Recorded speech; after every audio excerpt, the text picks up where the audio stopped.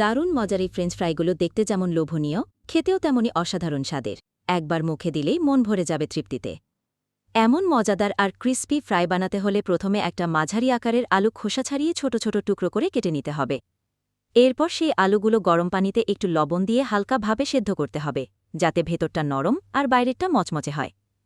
সেদ্ধ হয়ে এলে পানি ঝরিয়ে নিয়ে আলুর মধ্যে কর্নফ্লাওয়ার, সামান্য লবণ আর একটু চাট মশলা দিয়ে ভালো করে মাখিয়ে নিতে হবে।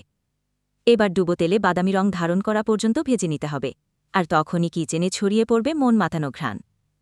এরপর একটি কড়াইতে সামান্য সয়াবিন তেল গরম করে তাতে টমেটো সস আর 1 চা চামচ চিনি দিয়ে নাড়তে হবে, যতক্ষণ না সসটা হালকা ঘন হয়ে আসে। এবার ভাজা ফ্রাইগুলো ওই সসের মধ্যে দিয়ে ভালোভাবে মিশিয়ে নিয়ে উপরে সাদা তিল ছড়িয়ে পরিবেশন করুন।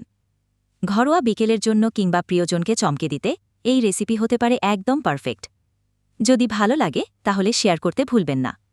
ধন্যবাদ।